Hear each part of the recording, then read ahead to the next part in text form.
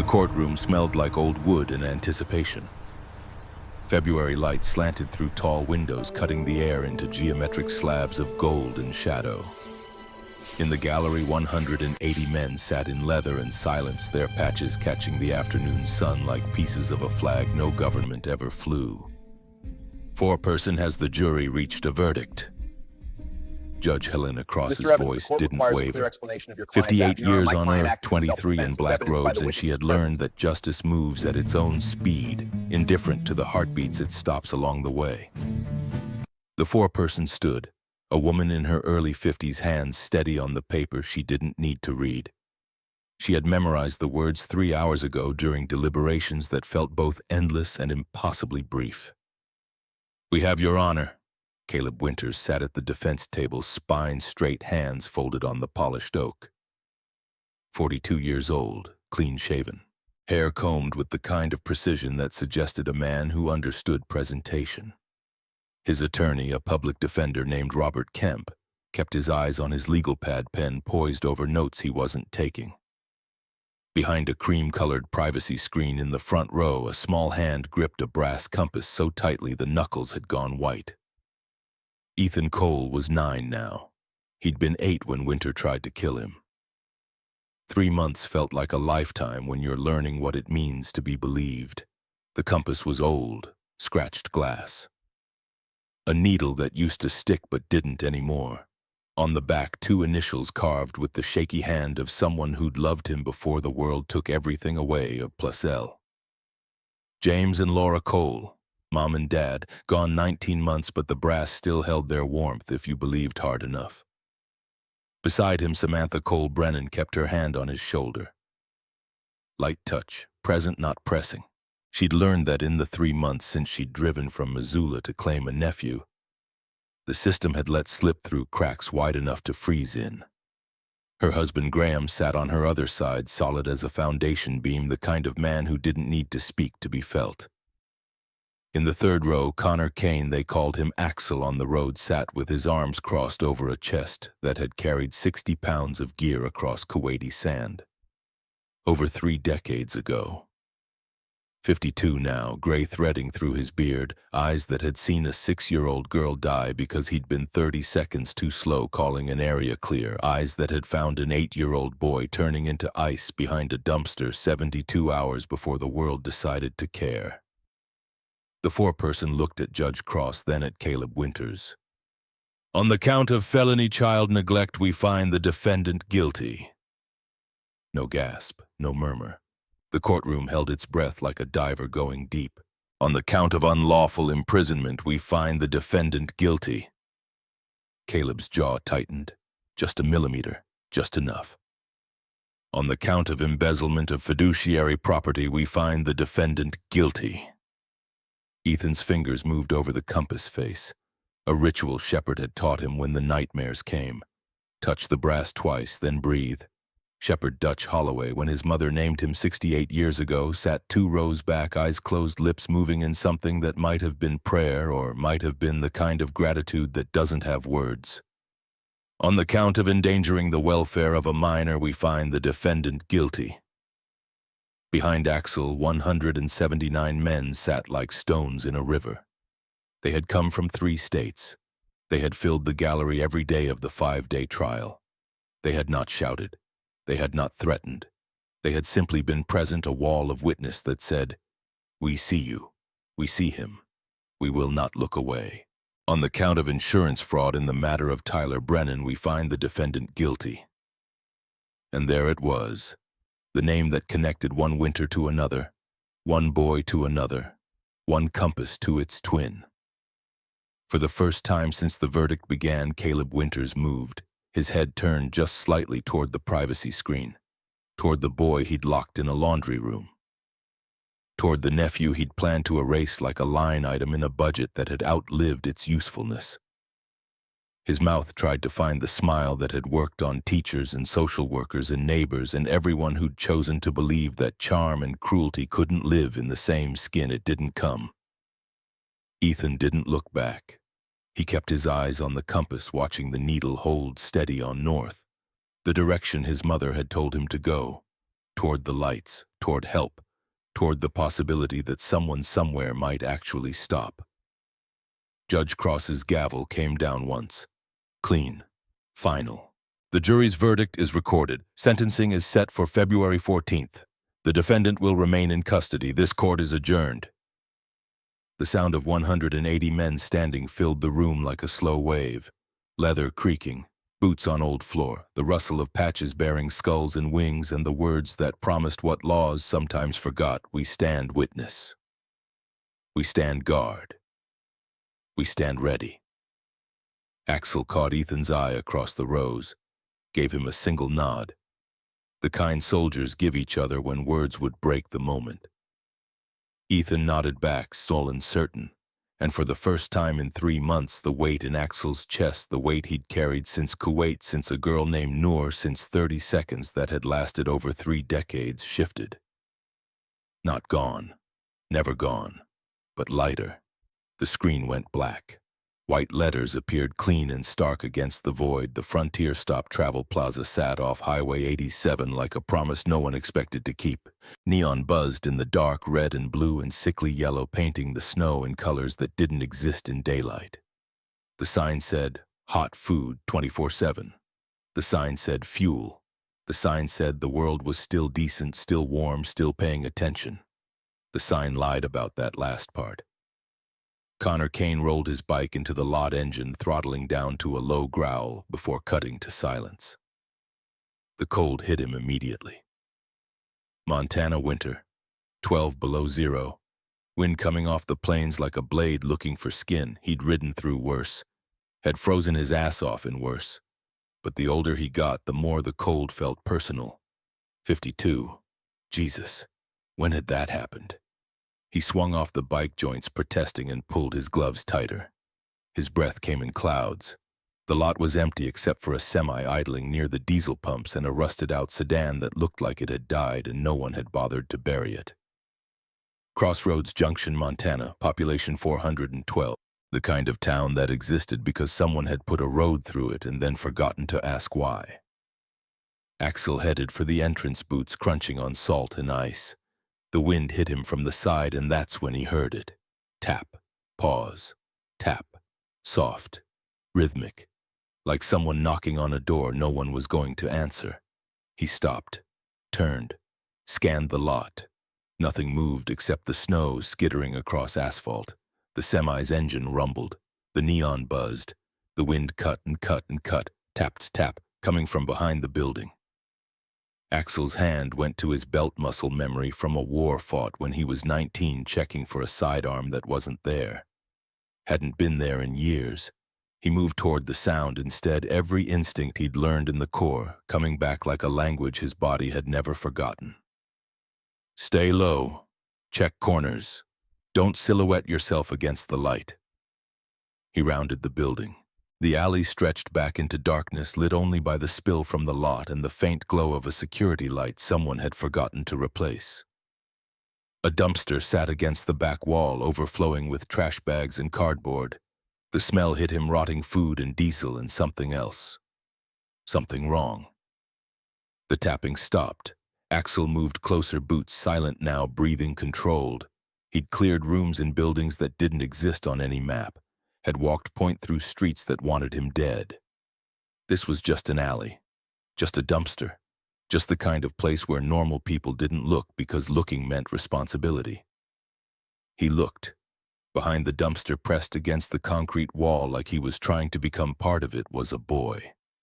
Small, 8, maybe 9, wearing a hoodie so thin it might as well have been made of wishes. Sweatpants soaked through from the knees down. Shoes that didn't match, one sneaker missing its lace, the other split open at the sole like a mouth gasping for air. The boy's lips were purple, not blue, purple, the color that comes right before the body gives up. His eyes were open, barely tracking Axel's movement with the slow, sluggish awareness of someone whose brain had started shutting down non-essential systems to keep the core alive. Hands tucked under his armpits, shivering had stopped. That was worse than shivering. That meant the countdown had moved from minutes to seconds. Axel dropped to a crouch, making himself smaller, less threatening. Hey, kid. The boy blinked, slow, like it cost him something. Can you hear me? Another blink. I need you to stay with me, just for a minute. Can you do that? The boy's mouth moved. No sound came out at first, then barely a whisper thin as smoke. Please don't call him. Axel's blood went cold, and it had nothing to do with the weather. Don't call who? He'll smile. The words came in pieces, breath between each one. They'll believe him. Axel's hand went to the boy's neck, 2 fingers finding the pulse point.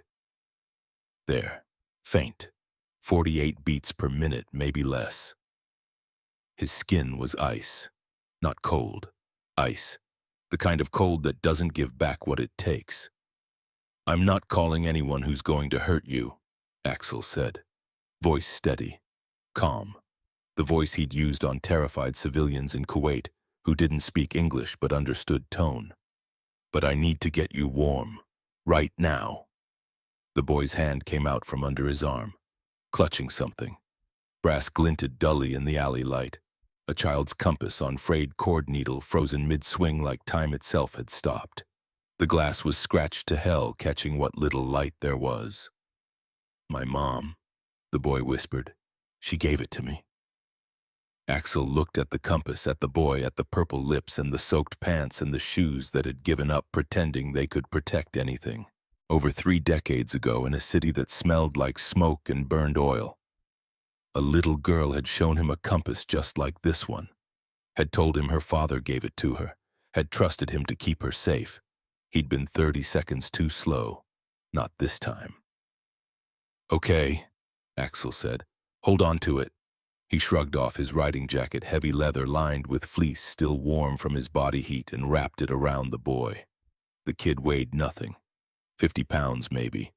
Should have been 65 easy. Axel slid one arm under his shoulders, one under his knees, and lifted. The boy's breath hitched. Small sound. Pain or fear or both. 60 seconds, Axel told him. That's all I need. Count with me if you can. 1, 2, 3. The boy's lips moved. No sound, but moving. Axel carried him around the building, through the lot toward the entrance. The neon light fell across the boy's face, purple lips, hollow cheeks. Eyes that had already seen more than any kid should. The automatic doors slid open with a cheerful chime. Ding, ding, ding. Inside warmth hit them like a wall. The boy's body jerked in Axel's arms, shivering, starting again, violent and uncontrolled. That was good. That meant his core temperature hadn't dropped below the point of no return. Yet, behind the counter, a young guy in a Frontier Stop polo looked up from his phone. Mid-20s. Name tag said Garrett. He saw Axel's patch first, Hell's Angels Montana chapter, and his face did what faces always did. Caution. Calculation. The math of whether this was his problem or someone else's. Then he saw the boy. Jesus Christ. Call 911, Axel said. Calm, clear, the voice that didn't allow for debate. Tell them pediatric hypothermia. Tell them we've got maybe 10 minutes. Garrett's hand hovered over the phone. I can't. Yes, you can, Axel said, not loud, certain. And you will, right now. Something in Garrett's face cracked. He grabbed the phone, started dialing. Axel carried the boy to the bench by the space heater, lowered him down. Kept the jacket wrapped tight. The boy's eyes found his face locked on, desperate for something to hold that wasn't slipping away. Stay with me, Axel said. Eyes on me. Not the door, not the window, me. The boy's hand came up, his ritual grounding motion, fingers closing around the compass, touching the brass like it was an anchor. Who gave you that? Axel asked. Keep him talking. Keep him present. Keep him here. My mom. The boy's voice was barely there. She said, if I'm lost, go toward lights. Axel felt something twist in his chest, sharp and sudden, and born in Kuwait when the world was different. Smart mom. She's dead. 2 words, flat, matter of fact, the way kids say things that should break them but don't because they haven't figured out how to break yet. I'm sorry, Axel said. The boy's eyes drifted toward the window, toward the parking lot, toward the darkness beyond the neon. He'll come, the boy whispered, when they call. Who? My uncle, Caleb. The name hung in the air like a threat, like a promise. Like the answer to a question Axel hadn't asked yet but was starting to understand. Okay, Axel said. We're not calling him. We're calling help. There's a difference. The boy's grip tightened on the compass. He locks the food, he said, voice drifting now. Shock or cold or the weight of saying true things out loud. The cabinets, real locks. If I take food, he says I'm stealing. Garrett stood frozen behind the counter phone pressed to his ear, listening. His face had gone pale. I asked people, the boy continued, words coming in fragments, breath between each one. A lady at the pump. She rolled the window down a crack, said, "Where's your coat?" Then she drove away. Axel kept his expression neutral, kept his breathing steady, but his hands curled into fists, leather gloves creaking. A truck driver, the boy said. He said he didn't want trouble, said he had his own stuff. Garrett's hand tightened on the phone. A security guy told me to leave, said if I stayed he'd call the cops on me. Axel's jaw locked. In Kuwait, he'd called an area clear, said it was safe. Been 30 seconds wrong, but at least he'd tried, at least he'd looked. These people had looked and chosen not to see it. There was a man with a charity hat, the boy whispered. He said I should pray, said the county has rules. Then he bought coffee and looked at me like I was trying to steal it. The automatic doors slid open. Cold air rushed in. 2 EMTs in navy blue reflective strips catching the fluorescent light. The older one, woman, gray hair under her cap, took one look at the boy, and her expression went from routine to urgent in the space of a heartbeat. How long has he been like this? She was already pulling equipment from her bag. Found him 3 minutes ago, Axel said. He's been outside at least an hour, maybe more. She pressed a thermometer under the boy's tongue. Digital beep. Checked the readout. Her mouth tightened. 90.2. We need to move. Now. The second EMT brought the stretcher. They worked fast, efficient, strapping the boy in, wrapping him in silver thermal blankets that crinkled and rustled. The boy's eyes stayed on Axel, wide and terrified, and asking a question he didn't have words for. I'm right here, Axel said. I'm not leaving. Are you family? The female EMT asked. No. Then you can't. I'm the one who found him, Axel said. I'm the one he trusts right now, so I'm coming. She looked at him, at his patch, at his face, saw something there that made her nod. Follow us to St. Vincent. Stay out of the way. They wheeled the boy toward the ambulance. Axel followed, pulling his phone from his pocket as he walked. 3 numbers on speed dial, 1 for Deacon, 1 for Badge, 1 for Shepherd. He hit the first one.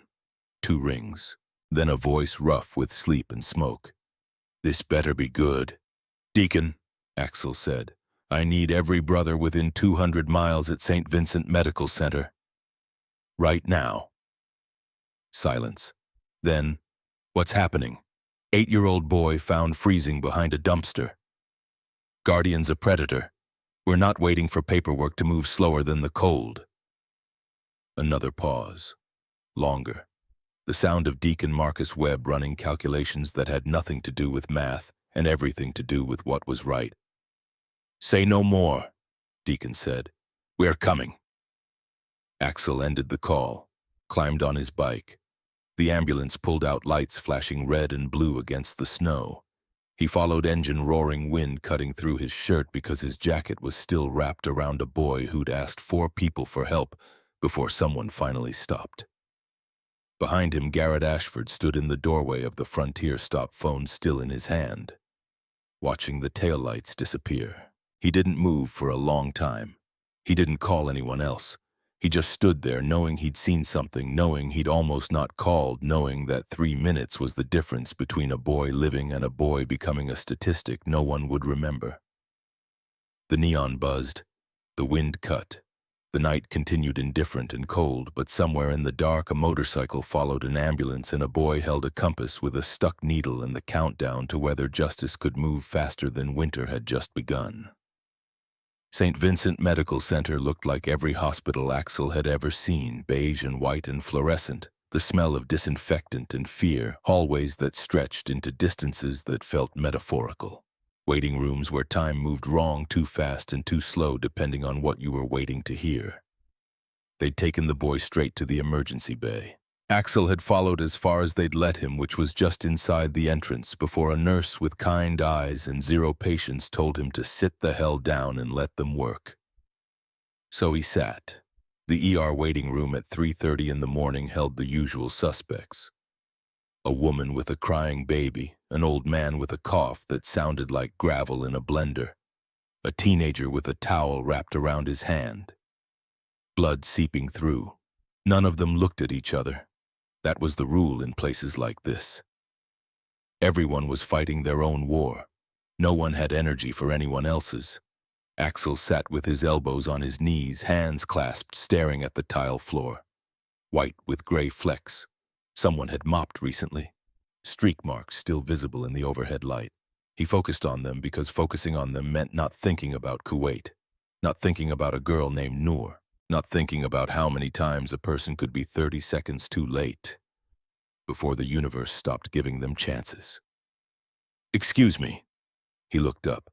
A doctor stood in front of him. Early 40s, tired eyes that had seen too much and somehow kept seeing more.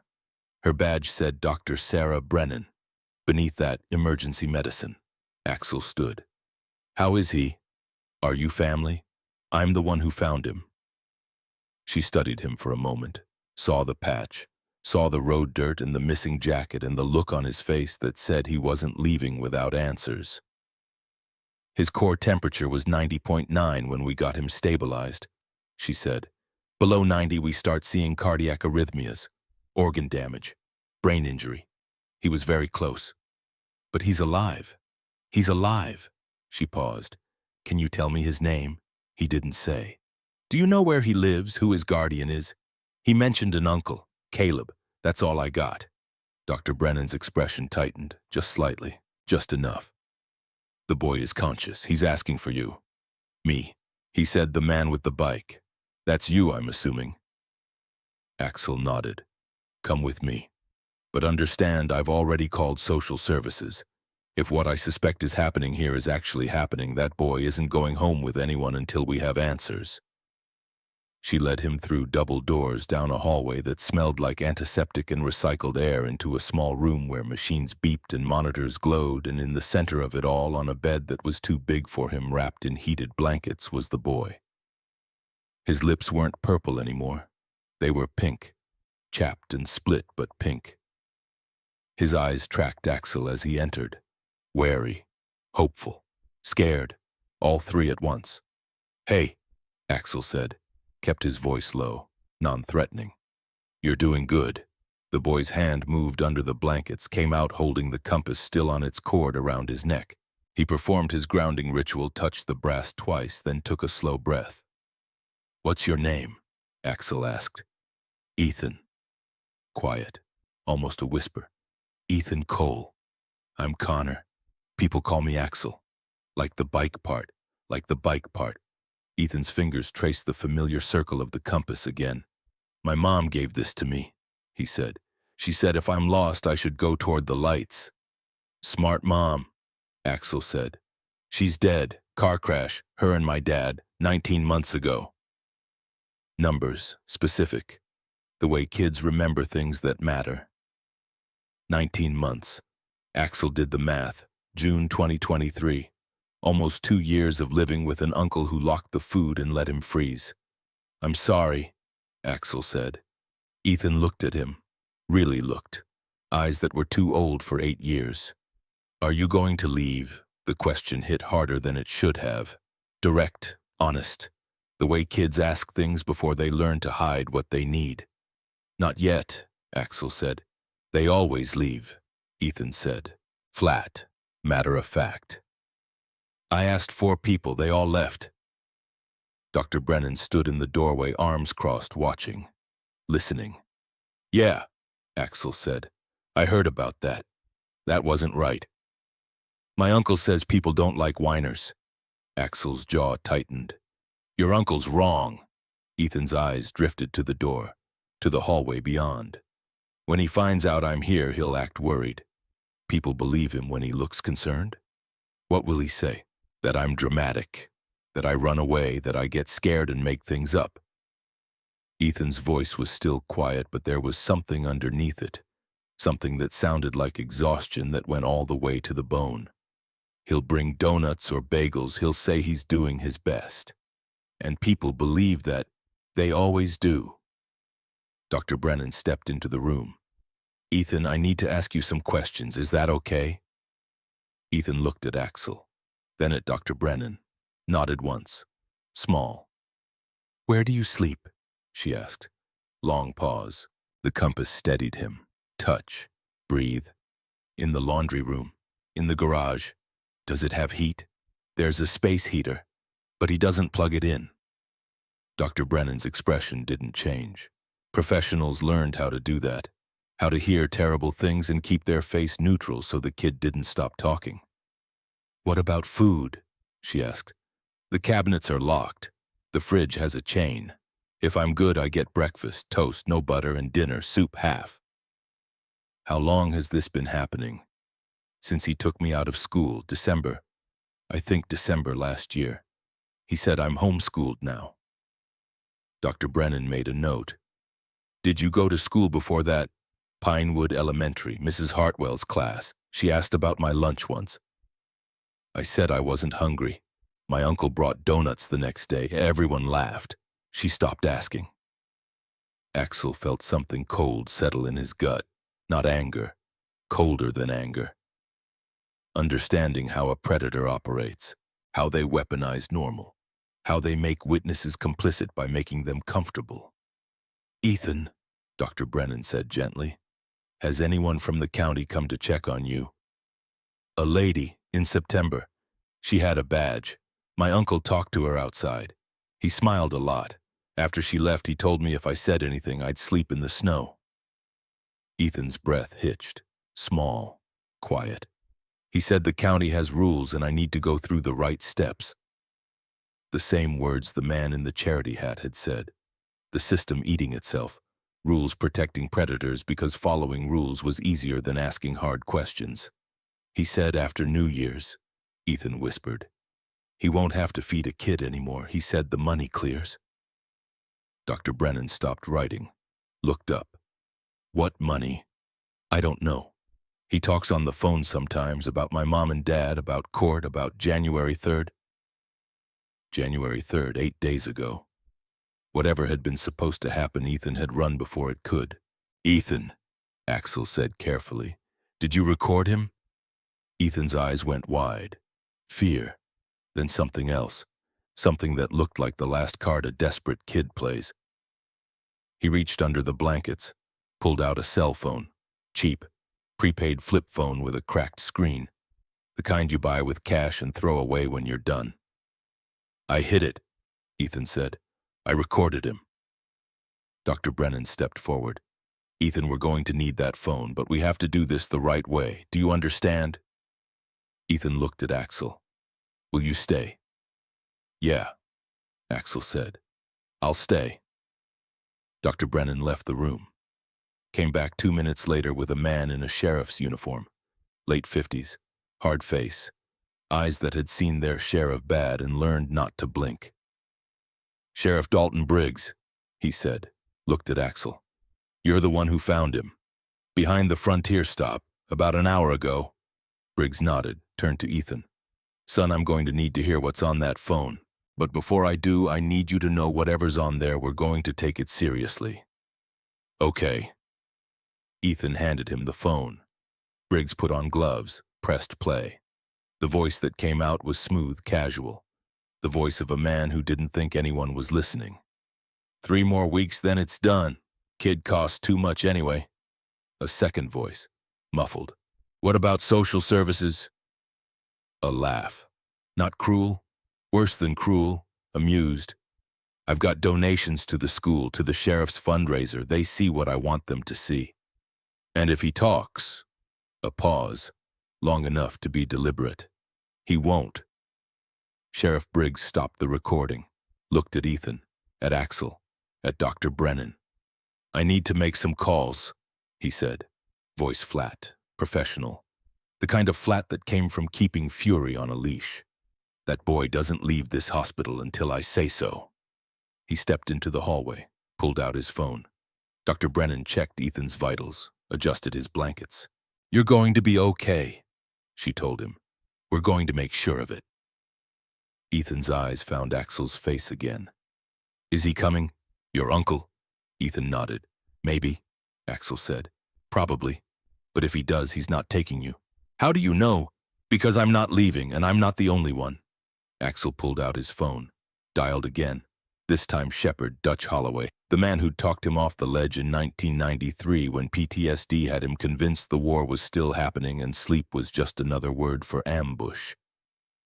2 rings, then a voice like gravel and honey. Axel, I need you at St. Vincent now. We've got a boy who needs someone steady. On my way. One more call. Badge. Frank Mercer, retired detective, the man who knew how to turn feelings into evidence and evidence into consequences. Talk to me, Badge said. 8-year-old, hypothermia, recorded confession, guardian's a predator. We need this airtight. I'll be there in 20. Axel ended the call, looked at Ethan. Help's coming. What kind of help? The kind that doesn't leave. Ethan's fingers found the compass again. Touch, breathe. The needle's stuck, he said quietly. It doesn't work right. We'll fix it, Axel said. You can do that. I know a guy. For the first time since Axel had found him behind the dumpster, Ethan's mouth moved.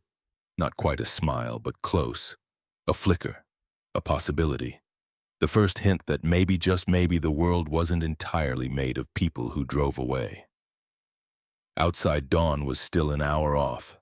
The cold held Montana in a fist, but inside St. Vincent Medical Center, in a room that smelled like antiseptic and second chances, a boy held a compass that didn't work and trusted a stranger in leather, and somewhere in the dark 180 motorcycles were starting their engines.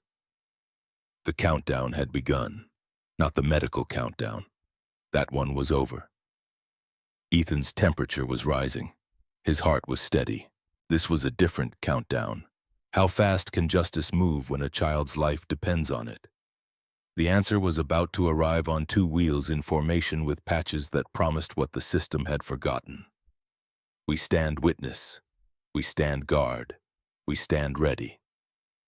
The sun came up slow over Crossroads Junction, turning the snow from blue to gold to white.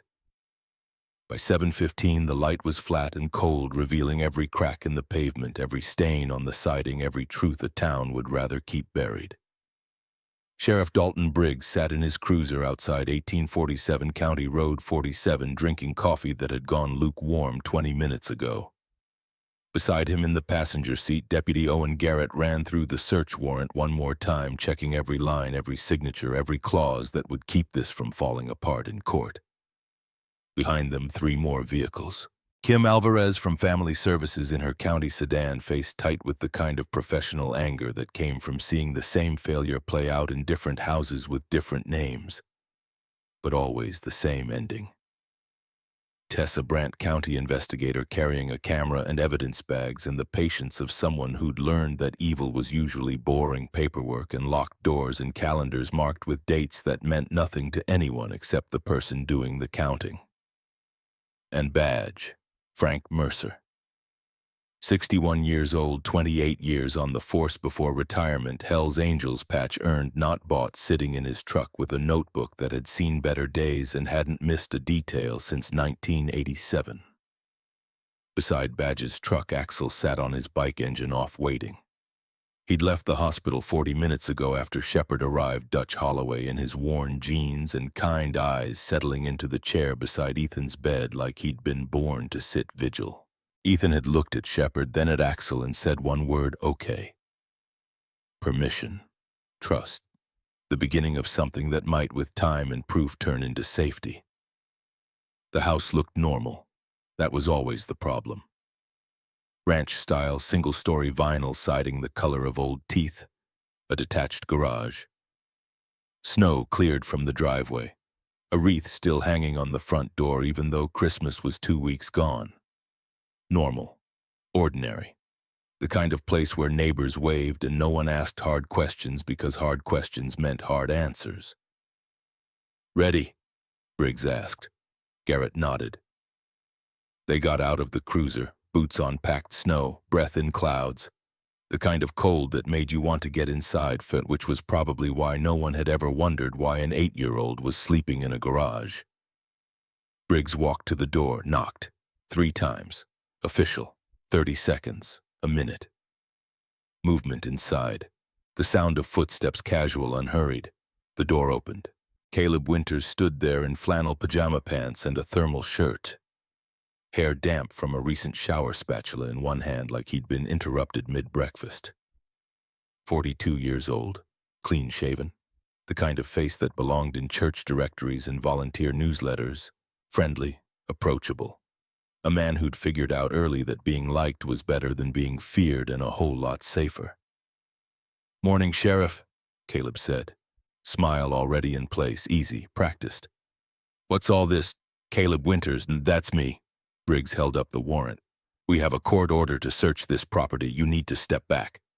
The smile flickered. Just for a second. Then reset. "Search warrant for what?" "Step back, Mr. Winters." Caleb's eyes moved past Briggs to the vehicles behind him. To Kim Alvarez. To Badge. To Axel. His gaze caught on the Hells Angels patch and something crossed his face, confusion, then calculation, then concern trying to look like confusion. "Now hold on," Caleb said, laugh in his voice.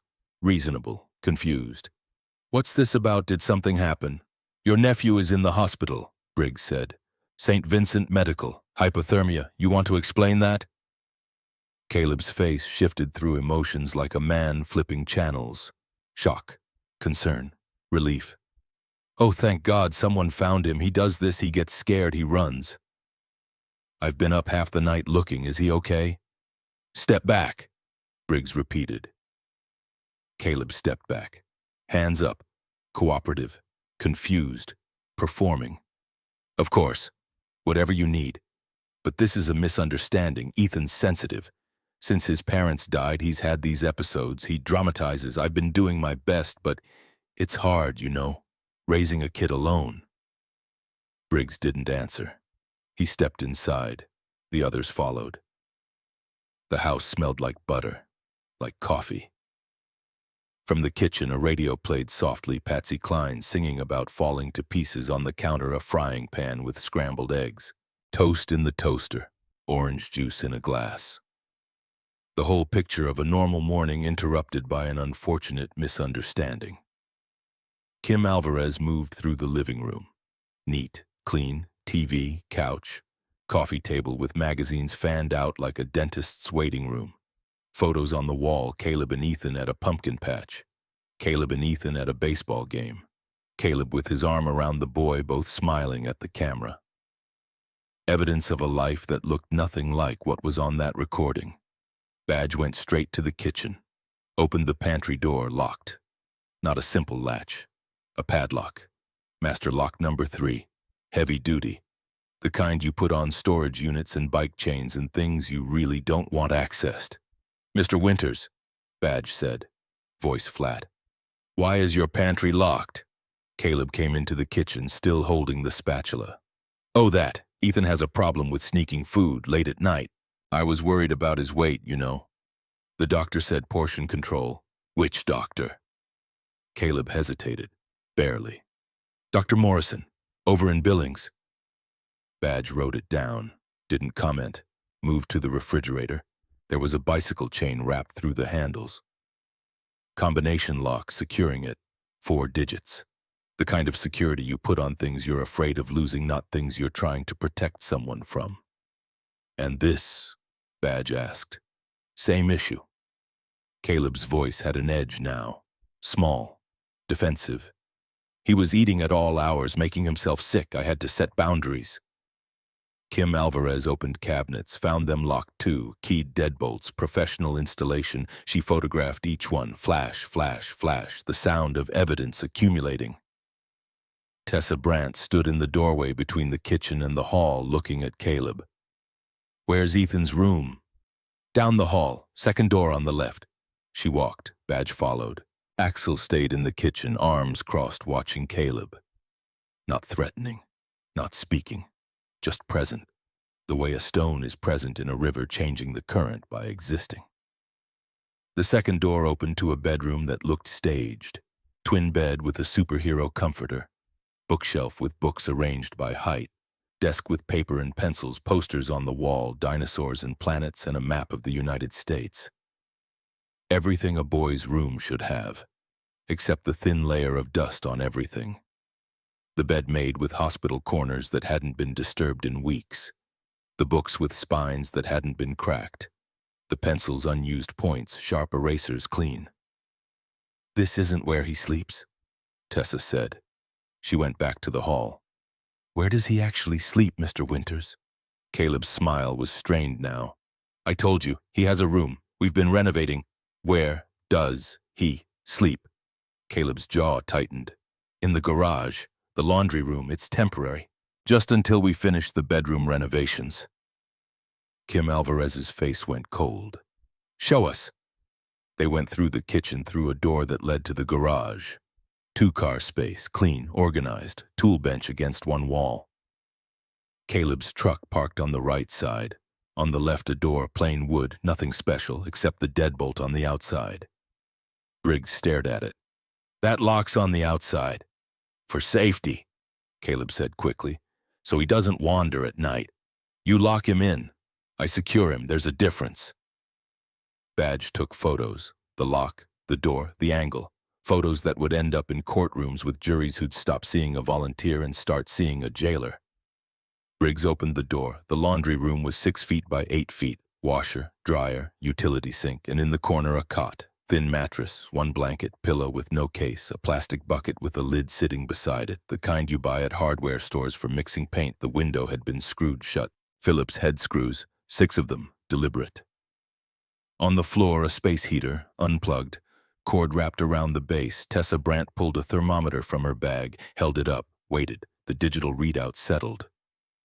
38 degrees Fahrenheit, 6 degrees above freezing.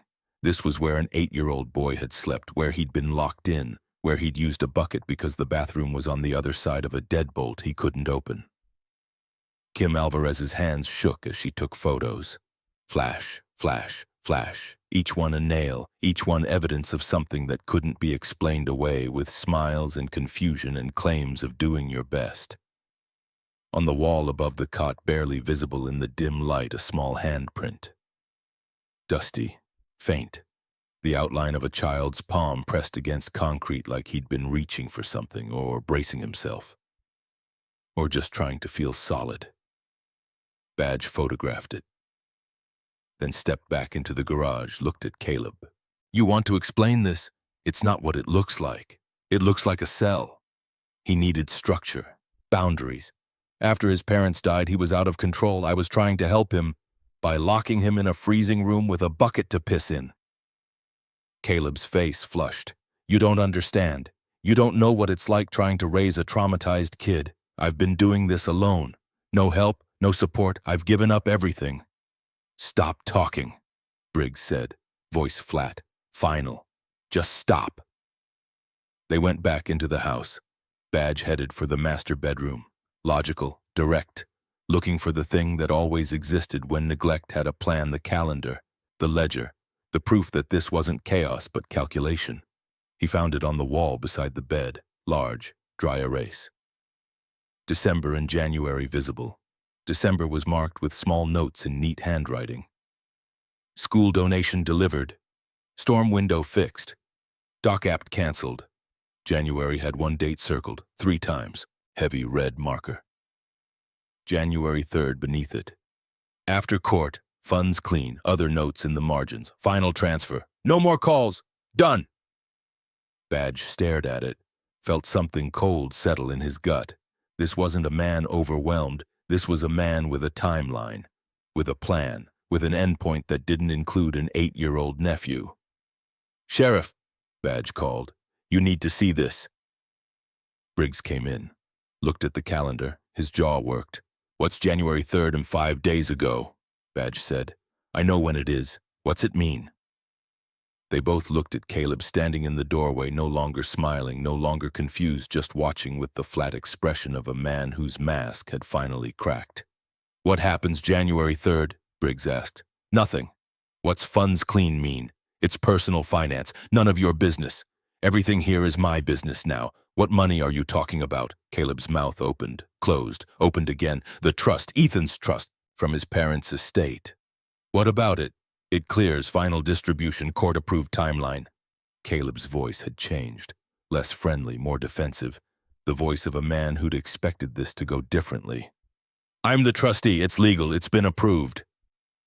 Badge pulled out his phone, texted Circuit Jesse Carver, the kid who could make computers confess things their owners didn't know they'd hidden. "Need full financial workup on Caleb Winters. Trust accounts. Banking. Everything. Now." Response came back in 30 seconds. "On it." Kim Alvarez stood in the hallway, arms crossed. "Mr. Winters, how much was in that trust?" "That's confidential." "How much?" Caleb's jaw tightened. $314,000 from the wrongful death settlement and life insurance." "And how much is left?" Silence. "How much is left, Mr. Winters?" "Then 86,000. Badge did the math. "Gone in 19 months, $228,000. 12,000 a month. On what?" The house wasn't new.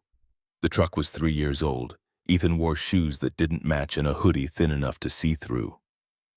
On what? Tessa Brandt opened the closet, started going through shelves, found a banker's box, pulled it down, opened it, files, neat, organized, labeled, one folder, Ethan, legal. She opened it, bank statements, trust disbursements, receipts, another folder behind it, older, different name on the tab. Tyler Foster, 2019-2020. Tessa went very still. "Sheriff," Briggs came over, looked at the folder. "Who's Tyler?" Tessa opened it. Inside documents, foster placement agreement dated February 2019, school records from Pinewood Elementary, medical records, ER visits in May, in August, in November, each one marked accidental fall or rough play or clumsy child, and at the bottom a death certificate. Tyler Brennan, age 9, date of death January 14th, 2020, cause accidental hypothermia. Found behind an abandoned barn 0.8 miles from 1847 County Road 47. Next to the death certificate, a life insurance policy. $50,000. Beneficiary Caleb Winters. The room went quiet, the kind of quiet that's louder than shouting. Everyone thinking the same thing and no one wanting to say it first because saying it makes it real. Badge pulled out the folder, laid it on the bed, photographed every page methodically, carefully, the kind of careful that builds cases that don't fall apart. "Mr. Winters," Briggs said, voice very calm, very controlled. "Why do you have life insurance on a foster child?" "Burial expenses, it's common, people do that." "People don't." "I did." "Why?" "To be responsible. To make sure if something happened, something did happen, he died, of hypothermia, in winter, just like Ethan almost did." Caleb's face changed. The friendly mask was gone. What was left was harder, colder, calculation without charm. "That was investigated, ruled accidental, I was cleared." "Who investigated?" "Sheriff's Department, county coroner, it was closed." Badge looked at Briggs. "You were sheriff in 2020. "Took office in 2021, Briggs said. "This was before my time." "Convenient," Badge muttered. Kim Alvarez pulled out her phone, made a call. "This is Kim Alvarez Family Services. I need the complete file on Tyler Brennan, foster placement with Caleb Winters, deceased, January 2020. "Everything. Send it to my email, now." Pause. "I don't care if it's closed. Open it." She ended the call, looked at Caleb. How many what? How many kids have you done this to?" "I haven't done anything. Tyler was an accident." "Ethan is a misunderstanding. You're trying to make something out of nothing." "2 boys," Badge said quietly. Both in your care, both nearly or actually dead of exposure, both with money attached, both in winter. That's not nothing, that's a pattern. Caleb's face flushed. Face. You can't prove. Stop talking, Briggs said. Right now, stop! He pulled out his cuffs. Caleb Winters, you're under arrest for felony child neglect, endangering the welfare of a minor, unlawful imprisonment, and embezzlement of fiduciary property. Additional charges pending investigation into the death of Tyler Brennan. The cuffs clicked shut, metal on wrist, the sound of a timeline ending. Briggs recited the Miranda rights. Clear, formal. The words that meant the friendly neighbor, the volunteer, the man who brought donuts and smiled at teachers was now something else. Suspect. Defendant. The kind of person juries would look at and wonder how they'd ever missed what was right there the whole time. Caleb looked at Axel as Deputy Garrett led him toward the cruiser. Tried one last time to find the charm. The weapon that had worked on teachers and social workers and neighbors and county workers. He'll come back, Caleb said. He always does. Kids like him, they don't know what's good for them. Axel didn't answer, didn't move, just stood there, arms crossed, watching a predator get put in a cage, thinking about 2 compasses and 2 boys and how many times you had to fail before the universe stopped giving chances. The cruiser pulled away, red and blue lights flashing, no siren, just the quiet procession of justice moving at the speed of paperwork and probable cause and evidence bags. Badge stood in the driveway looking at the house. We need to find that second compass. What? Axel asked. Tyler's. If he had one, if there's evidence of it, it connects the pattern, shows premeditation, shows this wasn't 2 accidents, it was a method. They went back inside. Searched. Closets, drawers, garage, attic. Badge found it in a shoebox at the back of the hall closet, beneath old tax returns and expired warranties and things people keep because throwing them away feels too final. Tyler Brennan's belongings. A small wallet with an expired school ID. A photo of a blonde boy with a gap-toothed smile. A junior astronaut badge from some science fair. And a brass compass on a blue cord, needle stuck. Glass cracked. Engraving on the back, TB 2019. Badge held it up to the light, looked at Axel. 2 boys, 2 compasses, 1 predator. Axel stared at it, felt something shift in his chest. Since Kuwait, since Noor. 3 years ago, a boy named Tyler. 72 hours ago, a boy named Ethan. Different countries, different wars, same equation. How many seconds too late is too late? His phone buzzed. Text from Shepard. Boy's asking for you, says he needs to tell you something. Axel looked at Badge. I need to get back. Go, I'll handle the rest here. Axel walked to his bike, fired it up. The engine roared, then settled into a low rumble. He rolled out of the driveway past the house that looked normal. Past the neighbors who were starting to come out onto porches and peer through curtains and wonder what all the police cars meant. He rode back toward St. Vincent, wind cutting through his shirt cold. Biting at his face, thinking about a shoebox with a dead boy's compass and wondering how many Tyler Brennans there were. How many kids who'd asked for help and been told to go through proper channels. How many times proper channels led to closed files and ruled accidents. And men like Caleb Winters walking free until the next winter, the next boy, the next budget that had outlived its usefulness. His phone buzzed again. This time Deacon, Marcus Webb, the man who turned individual rage into collective action. Where are we? Caleb's arrested. Evidence is solid. 2 boys, pattern established. Good. Brothers are rolling in. 80 so far. More coming. Where do you want us? Hospital. Quiet. Disciplined. Visible but not threatening. We know how to do this. I know you do. Axel ended the call, pulled into the St. Vincent lot, parked, walked through the automatic doors. Inside, the ER waiting room had changed. 3 men in leather sat in chairs, not talking, not causing problems, just present. Stitch Wade Sullivan, former Navy corpsman, sat reading a magazine about motorcycles. Circuit Jesse Carver had a laptop open, fingers moving across keys like he was having a conversation with the internet and winning. They looked up when Axel walked in, nodded once, Professionals, brothers, who didn't need speeches to know what needed doing. Axel headed to Ethan's room, found Shepard still in the chair beside the bed and Ethan awake. Eyes clearer now, color better, but still holding that compass like it was the only solid thing in a world that kept shifting. "Hey," Axel said. "They arrested him," Ethan said. Not a question, a statement, like he'd known it would happen and was just waiting for confirmation. "Yeah, he'll get out. He always gets out of things. Not this time." "How do you know?" Axel pulled up a chair, sat. "Because this time there's evidence. There's witnesses. There's a judge who isn't going to buy the performance." His fingers found the compass, touch, breathe. "There was another boy." Axel went very still. "What?" "Before me. In the pictures in the hall. Uncle Caleb said it was his nephew from another brother, but I found a paper once, a name, Tyler something." "Tyler Brennan." Ethan's eyes widened. "You know about him." "We found his file. At your uncle's house." "What happened to him?" Axel considered lying, considered soft-pedaling, decided Ethan had earned the truth. "He died 3 years ago. Winter. They said it was an accident." Ethan's breath caught. Small sound.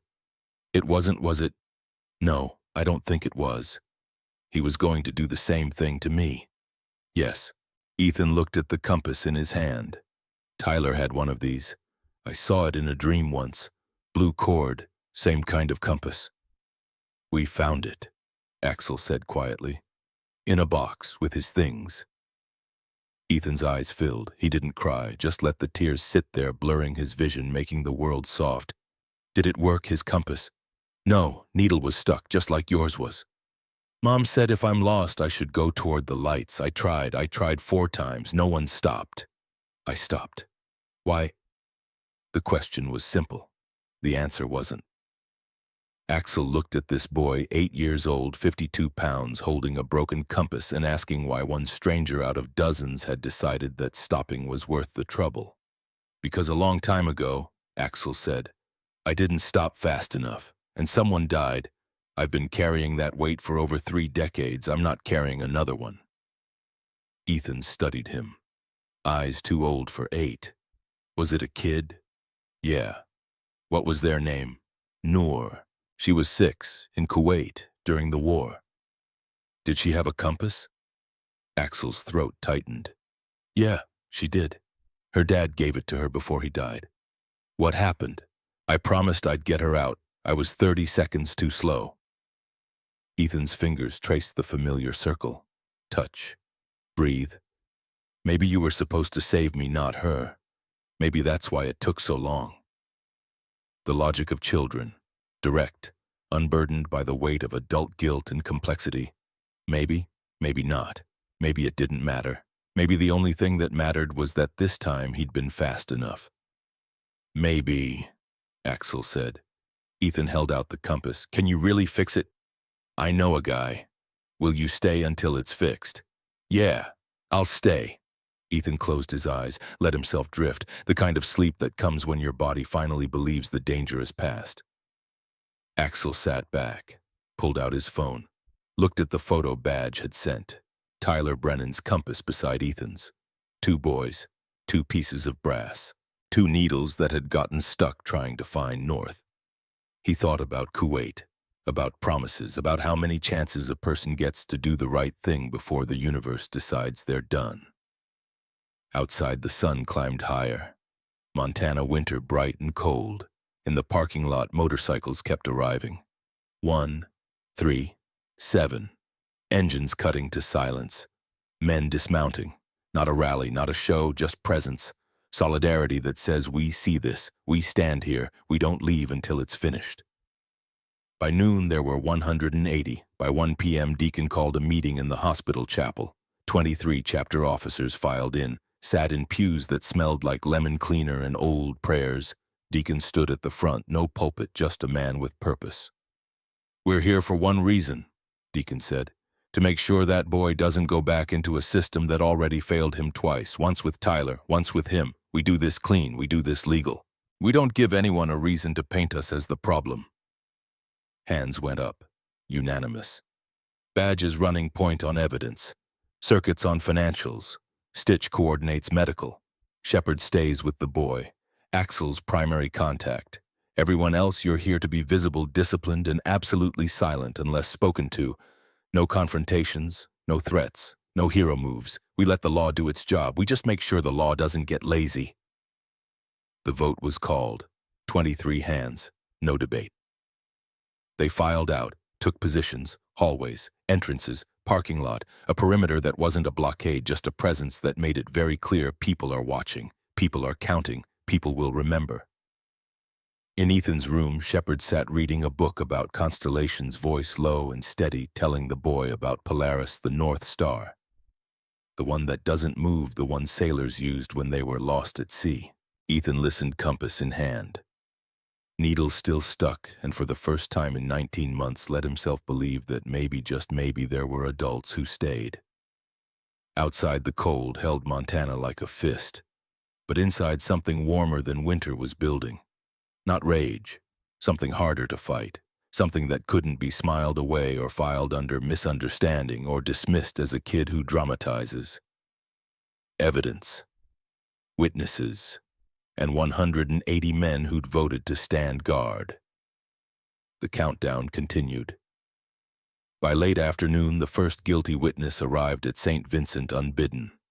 Garrett Ashford stood in the hospital lobby, still wearing his Frontier stop polo, hands shaking, asking the receptionist how to find Ethan Cole. Badge intercepted him. "You the cashier?" Garrett nodded. Couldn't speak. "Come with me." They sat in the hospital cafeteria. Badge bought 2 coffees, didn't drink his, just watched Garrett stare into his cup like it held answers. "I saw him," Garrett finally said. "At the pumps, 11:40 p.m. His lips were the wrong color, purple, and he had no coat, just that hoodie." Badge said nothing. Let the silence work. "I thought about calling," Garrett continued, voice cracking. "I had the phone in my hand, but I thought, what if I'm wrong? What if I get in trouble for calling about nothing?" "So you didn't call?" "No." "What made you call later?" "The biker. He came in carrying the kid, and I realized 3 minutes was the difference. 3 minutes between me calling when I first saw him and that kid dying." Badge leaned back. "You want to make this right?" "Yes." "Then you'll testify. You'll tell a courtroom what you just told me, and you'll live with it afterward, because guilt doesn't go away. It just becomes something you carry better." Garrett's hands steadied. "I'll testify." "Good. Write down everything you remember. Times, details, what you saw, what you didn't do. We'll need it." 2 hours later, Kim Alvarez brought someone else. Lorelei Kincaid, 59, neighbor from 1843 County Road 47. She'd driven herself to the hospital after hearing about the arrest on the scanner at home. She sat across from Badge in the same cafeteria booth, older than Garrett, more composed but carrying the same weight. "I should have called every day," Lorelei said. "No preamble. Direct. I called once. September. A worker came. Caleb talked to her outside, smiled, laughed, she left. That night he knocked on my door, friendly, said if I kept meddling he'd have to report me for trespassing, made it sound reasonable, protective even. And you stopped calling." "I stopped calling because the county had seen it and done nothing. What was my voice going to change?" Badge sipped cold coffee. "Your voice might have been the one that tipped the scale, or it might not. We'll never know now, but you can still use it." "How?" "Testify. Tell them you heard crying. Tell them you called and nothing happened. Tell them how easy it was to let fear silence you. Make them understand that predators weaponize our doubt." Lorelei's jaw set. "I'll testify. And after this is over, I'm going to that school board and the county commission, and I'm going to make sure the next person who calls doesn't get ignored." "Good," Badge said. "That's how you earn it back." The third witness came the next morning. Vivian Hartwell, 47, third grade teacher. She'd called in sick to school, driven 3 hours from Great Falls, where she was visiting family, and walked straight to the nurse's station asking for Ethan Cole. Shepard met her outside Ethan's room. "He's sleeping. I need to see him." "Why?" Vivian's voice broke. "Because I failed him. I saw the signs, empty lunchbox, staring at other kids' food, that bruise on his wrist that he said was from playing but wasn't. I filed a report." "What happened to the report?" "Principal Hawkins called me into his office. Said Caleb Winters was a volunteer, a donor, that the school couldn't afford to alienate community support over a misunderstanding. He told me, 'Don't turn this into a circus.' So I didn't. And Ethan disappeared. December, homeschool paperwork approved. I never saw him again. Until today, on the news." Shepard studied her, saw genuine remorse, but also something else, determination. "He's sleeping," Shepard said. "But when he wakes up, if he wants to see you, I'll ask. In the meantime, talk to Badge. Tell him everything, dates, the report, the principal's response, all of it." Vivian nodded. "I brought something." She pulled out a plastic sleeve with a worksheet inside. His math homework. October. The question was, if you have 3 apples and give away 2, how many are left? Ethan wrote, "I would keep them all so I don't get hungry." Shepard took the worksheet, stared at the child's handwriting. Honest, desperate. The kind of cry for help adults train themselves not to hear. "This is evidence," Shepard said quietly. "I know. I kept it because I knew something was wrong. I just didn't do anything about it. You're doing something now." By evening, Badge had 3 statements typed, signed, and notarized. Circuit had the financial analysis complete. Stitch had coordinated with Dr. Brennan on medical records and testimony prep. And Axel sat with Ethan, who'd woken and asked the question he'd been holding since the arrest. "Is there going to be a trial?" "Yes." "Will I have to talk?" Probably, but not yet. First the adults talk, the ones who didn't help when you asked. They're going to tell the truth now." "Why now? Why not before?" "Because before it was easier to look away. Now looking away means admitting they chose comfort over courage, and some people can't live with that." Ethan touched the compass. "Will it help?" "Yeah, it'll help." Outside Ethan's window, the sun dropped low. 72 hours since the rescue. 3 days since a boy had been turning into ice and a stranger had stopped. The system was waking up, slow, grinding, but moving. And in the parking lot, 180 motorcycles sat in formation, a wall of witnesses that said, "We're not leaving. Count us. Remember us. We're here until it's finished." The trial began on February 3rd, a Tuesday, under skies the color of old steel. The courthouse in Helena was older than most of the people in it, built in 1903 sandstone and pried with columns that had watched Montana grow from territory to state to the kind of place where justice moved slow but occasionally moved right. The gallery filled early. By 8 a.m., every seat was taken. 180 men in leather occupied the back half, sitting in disciplined rows, hands folded, eyes forward. They didn't whisper, didn't shift, didn't pull out phones. They simply sat, a wall of witness that said to everyone who entered, "We are here. We are counting. We remember." The front rows held the people who'd failed first. Garrett Ashford sat beside his mother, hands clasped between his knees, eyes down. Lorelei Kincaid wore her church clothes, face lined with sleepless nights. Vivian Hartwell had taken a personal day from teaching, sitting with a tissue already damp in her hand. The guilty witnesses, the ones who'd seen and chosen comfort over courage. They were here now, but late, always late. The math of seconds and minutes and months that added up to a boy almost frozen behind a dumpster.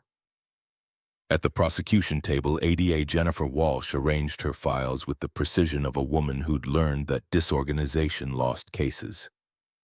43 years old, 15 years in the DA's office, a record of convictions that made defense attorneys request continuances and hope for plea deals.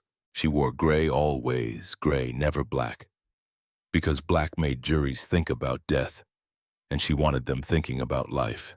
About an 8-year-old boy who'd been given 19 months of locked doors and empty plates and a timeline that ended on January 3rd. At the defense table, Robert Kemp looked tired. Public defender, 47. Good at his job, but good at a job no one wanted. He'd tried for a plea. Walsh had said no. He'd tried for lesser charges. Walsh had said no. He'd tried for a change of venue. Judge Helena Cross had said no, and her no had the weight of 23 years on the bench behind it. Beside Kemp sat Caleb Winters, clean-shaven, haircut, wearing a suit that looked borrowed because it probably was. He sat with his spine straight, face neutral. The smile gone because his attorney had told him smiles made him look guilty and guilt made juries certain. Behind the privacy screen in the front row, Ethan Cole sat between Samantha and Graham Brennan, 9 years old now. Birthday had come and gone in January, marked with a cake at Samantha's house and candles he'd blown out while holding a compass that finally worked. He wore new clothes jeans that fit a button-down shirt the color of sky shoes that matched, and he held that compass in his lap, performing his grounding ritual when anxiety spiked. He could see the back of Caleb's head through a gap in the screen, could see the man who'd locked him in a laundry room and chained the food and marked January 3rd on a calendar, like it was just another day, not the endpoint of a budget line that had outlived its usefulness. The repaired compass sat in his palm needle, finally free to point true north, fixed by a watchmaker named Gus Maloney who'd taken one look at the scratched brass and the stuck needle and said, "This belongs to someone who matters." It did. It always had. The world had just been slow to notice. "All rise." The bailiff's voice cut through the quiet. Everyone stood. Leather creaked, shoes scraped. The sound of 180 men moving in unison, disciplined and silent. Judge Helena Cross entered from her chambers, 58 years old. Gray hair pulled back severe, robes that had seen their share of terrible things and learned not to show it. She sat. The gavel came down once. "Be seated. We are here in the matter of the state of Montana versus Caleb James Winters. Will the defendant please rise?" Caleb stood. Kemp stood beside him. "Mr. Winters, you are charged with 5 counts. Felony child neglect, unlawful imprisonment, embezzlement of fiduciary property, endangering the welfare of a minor, and insurance fraud in the matter of Tyler Brennan. How do you plead?" "Not guilty, Your Honor." "So noted. Ms. Walsh, you may proceed with your opening statement." Jennifer Walsh stood, walked to the jury box. 12 people, 7 women, 5 men, ages ranging from 24 to 68. Ranchers and teachers and retirees, and a woman who ran a feed store in Great Falls. The cross-section of Montana. The people who would decide if what happened in a laundry room in Crossroads Junction was a crime or just a tragedy. "Ladies and gentlemen," Walsh began, voice clear, calm. "This is not a story of one bad decision. This is a story of premeditated exploitation." Caleb Winters saw 2 vulnerable children as financial opportunities. Tyler Brennan died. Ethan Cole nearly did. The only difference is that someone stopped to help. She let that sit. 3 seconds, long enough for the jury to picture it. A boy behind a dumpster, a stranger on a motorcycle, the margin between death and chance. The evidence will show that Mr. Winters locked an 8-year-old boy in an unheated garage, that he chained the refrigerator, padlocked the pantry, removed him from school to eliminate witnesses, and marked a calendar with the date when the money would clear, and the boy would no longer be necessary. Kemp started to stand. Walsh raised a hand. "The evidence will show this isn't the first time. 3 years ago, another boy, Tyler Brennan, 9 years old, foster placement, dead of hypothermia in winter, $50,000 in life insurance paid to the defendant, ruled an accident by an investigation that never asked hard questions." She turned to face the gallery, the men in leather, the witnesses who'd come late, the system that had filed reports and closed cases and believed smiles. "This case will ask you to do something difficult," Walsh said. "To see what an entire town chose not to see. That charm and cruelty can live in the same person. That a man who volunteers at church and donates to schools can also lock a child in a freezing room and count down the days until that child is no longer a line item in a budget." She walked back to her table, sat. The state will prove beyond reasonable doubt that Caleb Winters is guilty of all charges. Thank you. Judge Cross nodded. Mr. Kemp, your opening. Kemp stood, walked to the jury. He looked tired. He was. This was a case you took because the Constitution said everyone deserved a defense, not because you believed in the defense. Ladies and gentlemen, my client made mistakes. But mistakes are not crimes. Caleb Winters is a man who took in a traumatized child after a horrific loss. He tried his best. He struggled. He made decisions that in hindsight look harsh, but harsh is not criminal. The prosecution wants you to see malice. I ask you to see a man overwhelmed, under-resourced, trying to do right in impossible circumstances.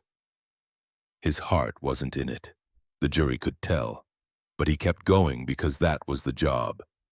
The evidence will show that Ethan Cole was fed, clothed, and housed, that the so-called locked room was a safety measure for a child who wandered, that the calendar notations were about trust management, not murder plots, and that Tyler Brennan's death, tragic as it was investigated and ruled accidental by qualified professionals. He sat. Judge Cross called the first witness. The state calls Dr. Sarah Brennan. Dr. Brennan took the stand, raised her right hand, swore to tell the truth, sat. Walsh approached. Dr. Brennan, you treated Ethan Cole on the morning of January 9th. Can you describe his condition? He presented with severe hypothermia, core temperature of 90.9 degrees Fahrenheit. Below 90 we see cardiac arrhythmias, organ failure, death. He was minutes from that threshold. What else did you observe? Signs of chronic malnutrition. He weighed 52 pounds. For his age and height, he should have been at least 65. Early frostbite on his toes. Bruising on his wrists consistent with restraint. And a pattern of neglect that was not acute but sustained over months. In your professional opinion, was this the result of poverty or something else? Poverty doesn't lock food away from a starving child. This was deprivation by design. Kemp cross-examined. Tried to suggest maybe the boy had a medical condition.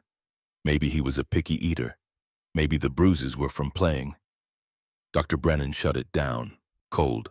Professional. The way doctors do when they've seen enough to know the difference between bad luck and bad intent. The second day brought Sheriff Dalton Briggs. He described the search warrant execution.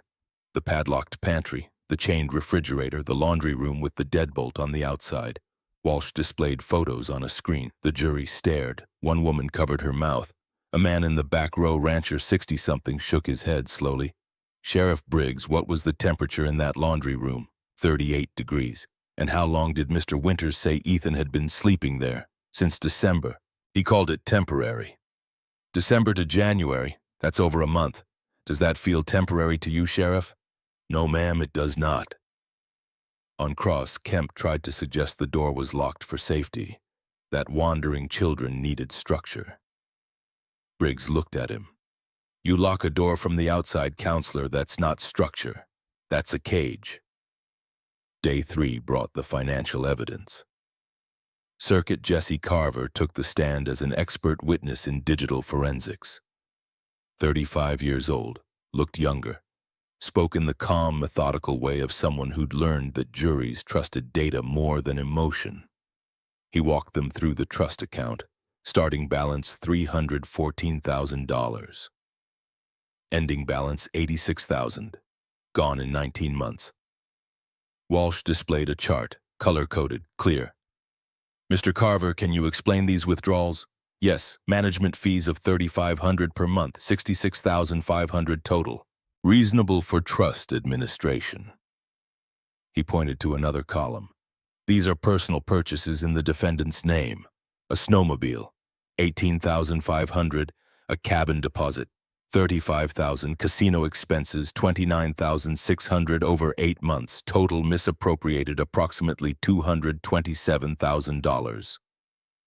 The jury did the math. One woman's face hardened. A young man in the front row, 24, worked at a hardware store, leaned forward, jaw tight. And what did you find on the defendant's laptop? Circuit pulled up an image. Browser history. Recovered from deleted files. Walsh read them aloud. How long can a child survive freezing temperatures? Life insurance beneficiary rules, Montana. Hypothermia symptoms timeline. How to explain child death as accident. She paused, looked at the jury. These searches were conducted between December 15th and January 2nd. What does that tell you, Mr. Carver? It suggests premeditation, research into method and outcome. The courtroom went silent. Weight pressed down on lungs and made breathing conscious work. Kemp objected. Speculation. Overruled, Judge Cross said. The witness is qualified to interpret digital evidence. On cross, Kemp tried to suggest the searches could be innocent. Maybe Caleb was worried about Ethan wandering in the cold. Maybe he was researching safety. Circuit looked at him with the flat expression of someone who'd spent too many years finding the truth in zeros and ones. People researching safety search how to prevent hypothermia, not how long can a child survive.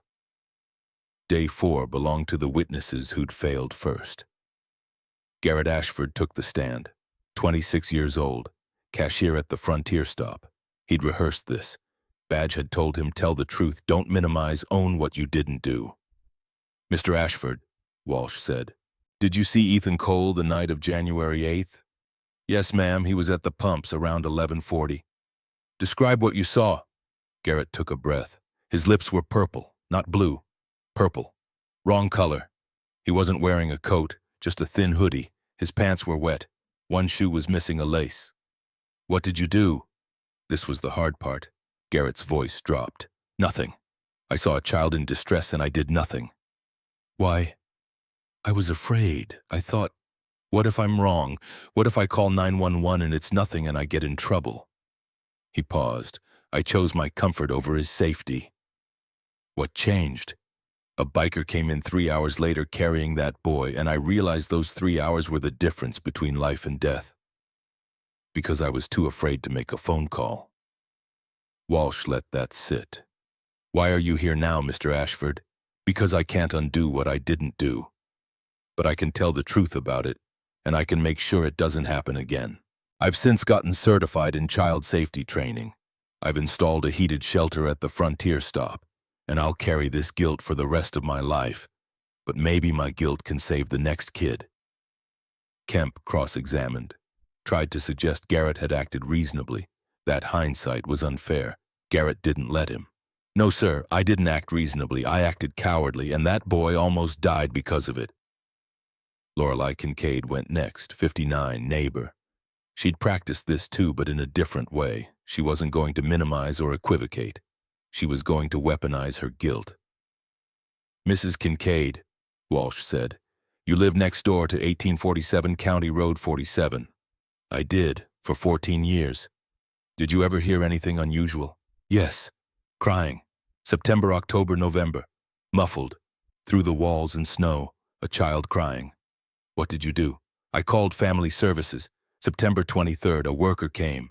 Her name was Jennifer Hoskins. She spoke to Caleb outside. He smiled, laughed, made it look like a friendly check-in. She left after 15 minutes. Then what happened? That night, Caleb knocked on my door, friendly, reasonable. Said if I kept meddling in his parenting, he'd have to report me for trespassing, made it sound protective, like he was defending his nephew's privacy. Did you call again? Lorelei's voice hardened. No, I didn't call again, because the county had seen it with their own eyes and done nothing. I convinced myself that if the professionals didn't think it was a problem, then I must be overreacting. What do you want to say to Ethan now? Lorelei looked directly at the privacy screen. Couldn't see Ethan, but knew he was there. I'm sorry. I should have called every day. I should have shown up at that house with a casserole and refused to leave until I saw you. I should have made myself so annoying that ignoring me was harder than helping you. Instead, I let one threat silence me, and you almost died because silence was easier than persistence. She turned back to Walsh. But I'm done being silent. After this trial, I'm going to the county commission, the school board, the state legislature if I have to, and I'm going to make sure that the next person who calls doesn't get dismissed, that the next kid who's crying through walls gets heard. Kemp didn't cross-examine. Sometimes there's nothing to say. Vivian Hartwell was last, 47, third-grade teacher. She'd brought the worksheet in a plastic sleeve, held it like sacred text. Ms. Hartwell, you taught Ethan Cole in the fall of 2023. Yes, September through November, third grade. Tell the jury what you observed. Vivian's voice was steady. She'd cried all her tears already. What was left was clarity. Ethan was always hungry. He'd stare at other kids' snacks. His lunchbox was empty every day. When I asked about it, he said he forgot to pack lunch. When I offered to help him get on the free lunch program, he said his uncle already packed him food, but the lunchbox was always empty. What else? A bruise on his wrist, ring-shaped like someone had grabbed him hard. When I asked about it, he said he fell playing. But the bruise was too specific, too deliberate. What did you do? I filed a report September 30th with Principal Ted Hawkins. I documented everything. The hunger, the bruise, the way Ethan flinched when I moved too quickly. I followed protocol exactly. What happened? Principal Hawkins called me into his office. He said Caleb Winters was a valuable volunteer that he donated to the school, that we couldn't afford to alienate community support over what might be a misunderstanding. He told me, her voice hardened, "Don't turn this into a circus." Walsh picked up the worksheet. What is this? Ethan's math homework, October 10th. The question was, if you have 3 apples and give away 2, how many are left? Standard third grade math. She held it up for the jury to see. Ethan's handwriting careful and small. I would keep them all so I don't get hungry. The courtroom was so quiet you could hear breathing. Ms. Hartwell, Walsh said quietly, what does this tell you? It tells me that Ethan was starving, that he was thinking about food constantly, that he was so hungry he couldn't even imagine giving food away in a hypothetical math problem. And it tells me I saw this and did nothing except file a report that went nowhere. What happened next? December. Ethan disappeared. Homeschool paperwork approved. I never saw him again until I saw his picture on the news. Hypothermia. Almost dead. And I realized that my report, my documentation, my following protocol, it meant nothing. Because I'd let a principal's fear of losing a donor silence me. Walsh let the weight settle. Why are you here, Ms. Hartwell? Because Ethan deserves adults who fight for him even when it's uncomfortable, even when it might cost us something. I didn't do that. I chose my job security over his safety. But I'm here now to tell the truth, and after this trial, I'm going to make sure no principal ever tells another teacher to ignore a child's cry for help. I'm going to be so loud about this that ignoring kids becomes impossible. On cross, Kemp tried to suggest Vivian had acted properly, that she'd filed a report, that she'd done her job. Vivian didn't accept the out. No, counselor, I did the bare minimum. Filing a report is the floor, not the ceiling. When that report went nowhere, I should have called CPS myself. I should have gone to the superintendent. I should have done something besides accepting "don't make a circus" as an answer. But I didn't, and I'll live with that. Day 5 brought the Tyler Brennan evidence, the file that connected one winter to another, one boy to another, one pattern to a method. Dr. Robert Vance took the stand. Medical examiner, 61, 30 years in forensics. He'd reviewed Tyler's autopsy from 2020 with fresh eyes and current context. Dr. Vance, what was the original ruling on Tyler Brennan's death? Accidental hypothermia. And after reviewing the case with current information, I believe the original investigation was insufficient. Autopsy photos show faint ligature marks on the wrists, bruising pattern consistent with prolonged confinement, not acute injury. Lividity suggests the body was moved post-mortem. This was not a child who wandered into the cold. This was a child who was kept in the cold. Walsh displayed the life insurance policy. $50,000. Beneficiary Caleb Winters. Dr. Vance, in your experience, is it common for foster parents to take out life insurance on foster children? It is not. Burial expenses are covered by the state. A $50,000 policy on a 9-year-old foster child has no legitimate purpose except financial gain from that child's death. Objection, Kemp said. Speculation. Overruled. The witness is qualified to speak to common practices in foster care and insurance. Walsh turned to the jury. Ladies and gentlemen, Tyler Brennan died in January 2020. Ethan Cole nearly died in January 2025.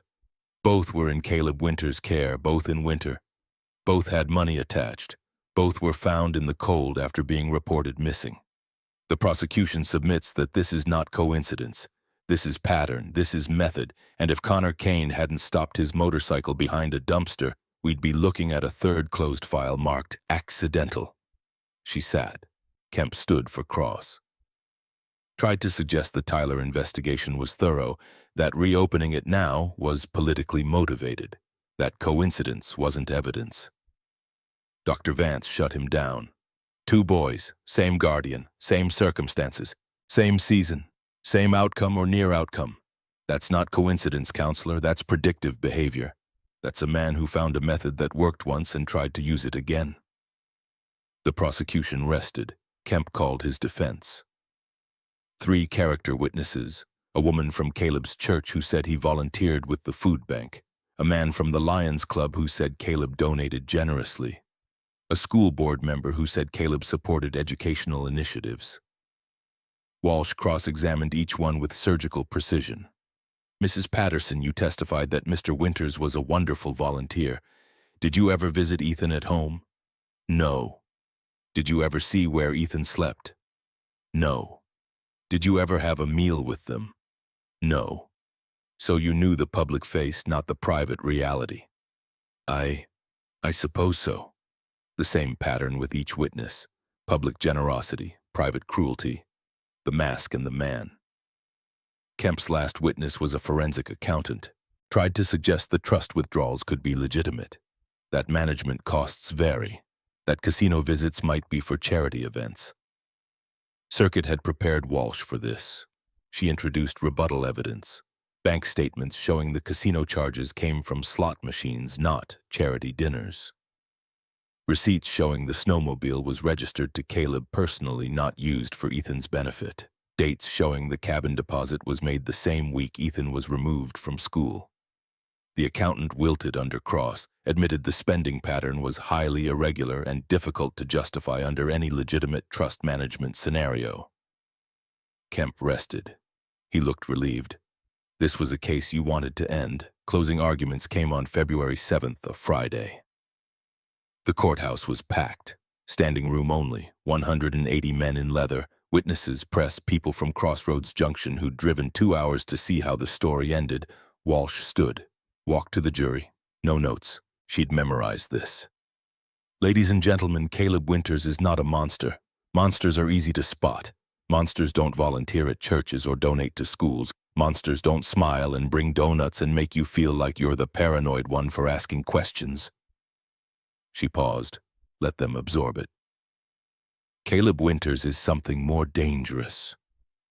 He's a predator who learned that charm is better than fear, that locked doors are easier to hide than bruises, that if you make yourself useful enough to the community will protect you instead of the child.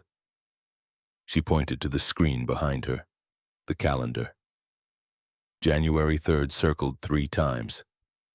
This is not a man overwhelmed. This is a man with a timeline, with a plan, with an endpoint that did not include an 8-year-old nephew. The evidence shows motive $227,000 stolen. It shows means isolation, deprivation, exposure. It shows intent browser searches on how long a child can survive freezing.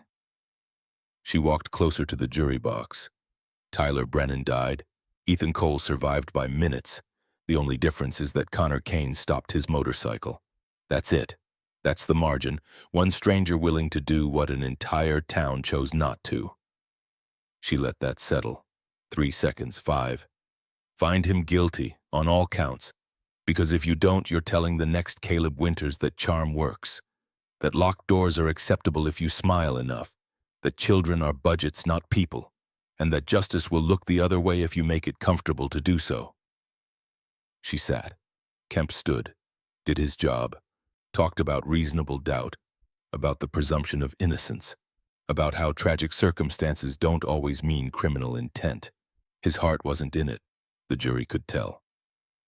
Judge Cross gave instructions, the law, the standards, the definitions. Then, you may begin deliberations. The jury filed out. The clock on the wall read 3:47 p.m. They came back at 5:01 p.m. 1 hour, 14 minutes. The bailiff called the court to order. Everyone stood. Judge Cross entered, sat, gavel down. Has the jury reached a verdict? The foreperson stood. Woman in her 50s, rancher's wife from up near Choteau, hands steady, voice clear. We have your honor. What say you? On the count of felony child neglect, we find the defendant guilty. Behind the screen, Ethan's hand tightened on his compass. Samantha's arm went around his shoulders. Gentle, present. On the count of unlawful imprisonment, we find the defendant guilty. In the gallery, 180 men sat motionless, listening, bearing witness. On the count of embezzlement of fiduciary property, we find the defendant guilty. Caleb stared straight ahead, no expression. The smile was gone. What was left was blank, empty, the face of a man whose script had run out. On the count of endangering the welfare of a minor, we find the defendant guilty. Garrett Ashford closed his eyes. Lorelei Kincaid sobbed once quiet. Vivian Hartwell held her tissue to her mouth. On the count of insurance fraud in the matter of Tyler Brennan, we find the defendant guilty. The gavel came down. The jury's verdict is recorded. Sentencing is set for February 14th at 10 a.m. The defendant will remain in custody. This court is adjourned. Caleb Winters stood. Deputy Garrett Owen Garrett, no relation to the cashier, put cuffs on him. Led him toward the side door. As he passed the privacy screen, Caleb turned his head. Looked at where Ethan sat. Tried one last time for the smile. It didn't come. Ethan looked back. Held up the compass, let Caleb see the needle pointing north. Steady, fixed, working. Then Ethan looked away, because some people don't deserve to be seen anymore. February 14th, Valentine's Day. The courthouse smelled like roses from the wedding chapel 2 floors down. Love and justice sharing space in a building that had seen both and learned they weren't always related. The sentencing hearing was smaller. No jury. Just Judge Cross, the attorneys, the witnesses, and the gallery of men in leather who'd voted to stand guard and meant it. Ethan sat between Samantha and Graham. No screen this time. He wanted to be seen, wanted Caleb to see him, wanted to look at the man who'd locked him in a freezing room and know that looking was a choice now, not a risk. Judge Cross called for victim impact statements. Lorelei Kincaid went first, voice steady now, certain. Your Honor, I lived next door. I heard a child cry and did nothing. That's on me. But Caleb Winters engineered that silence. He weaponized our doubt. He made being good neighbors feel like being paranoid busybodies. I will carry this guilt forever.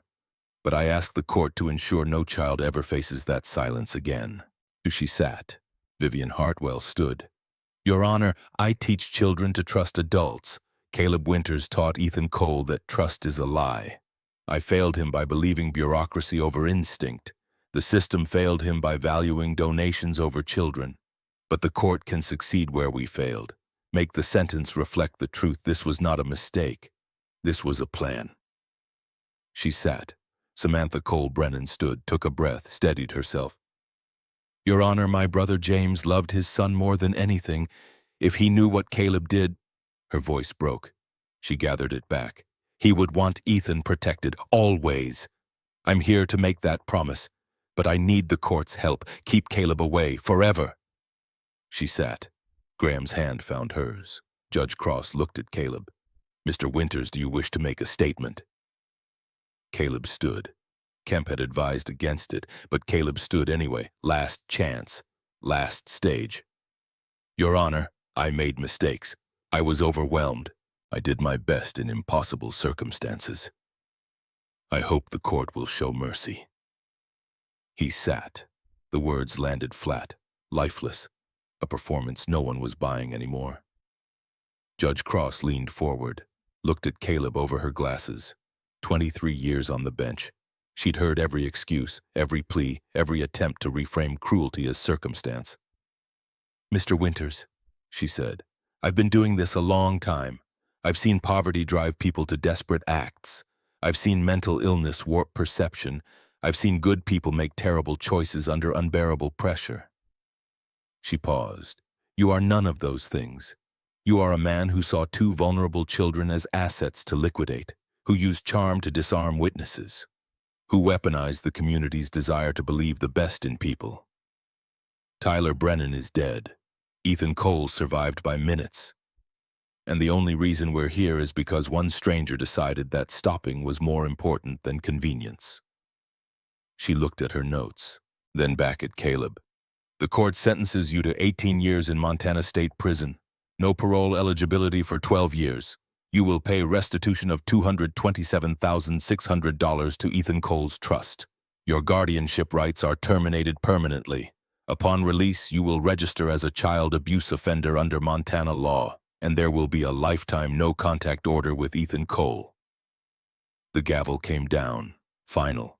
Caleb was let out, didn't look back, didn't try to smile, just walked through the door and out of Ethan's life. In the gallery, 180 men stood, not in celebration, in respect for the process, for the verdict, for the proof that sometimes when enough people refuse to look away, the system remembers what it's for. 4 months later, June 19th, Ethan's 9th birthday. The Hells Angels clubhouse outside of Butte sat on 5 acres of Montana. Nothing, scrubgrass and sky and the kind of silence that makes city people nervous. The building was cinder block and corrugated metal American flag on a pole out front, bikes parked in neat rows like soldiers on parade. Inside, the main room smelled like leather and motor oil and the coffee that had been brewing since dawn. Tables pushed to the walls, folding chairs in rows, and at the front a small platform with a microphone that looked borrowed from a high school assembly. 180 men stood in formation, patches aligned, boots polished. A gathering that wasn't a party but a ceremony. Something that took discipline seriously because discipline was how you honored the things that mattered. Ethan stood in the center wearing new jeans and a button-down shirt the color of the sky. Samantha and Graham stood off to the side. Shepherd Dutch Holloway stood beside Ethan's steady presence, hand on the boy's shoulder. Deacon stepped forward. Marcus Webb, 58 years old, chapter president, the man who turned individual rage into collective action. "Brothers," Deacon said, voice carrying without amplification, "we gather to honor someone who showed more courage than many riders twice his age. Ethan Cole, at 8 years old, recorded evidence, survived deliberate exposure, and trusted a stranger when every adult before had failed him." The room was silent, the kind of silent that's louder than applause. "We also gather to remember Tyler Brennan, 9 years old, foster child, dead 3 years ago under circumstances that should have been questioned and weren't. This ceremony honors both boys, one who survived, one who didn't, and the truth that connects them." Deacon gestured to Circuit. Jesse Carver stepped forward carrying a wooden case, opened it. Inside, 2 compasses. Ethan's brass on a worn cord glass, scratched but clear. Needle moving smooth and true. Tyler's brass on a blue cord glass replaced needle repaired by the same watchmaker who'd fixed Ethan's. "Ethan," Deacon said, "your compass is yours. It works now. It finds north. Keep it. Remember what it means, that even when you're lost, there's a direction and people who'll help you find it." Circuit handed Ethan his compass. His fingers found the familiar circle. Touch. Breathe. The ritual that grounded him.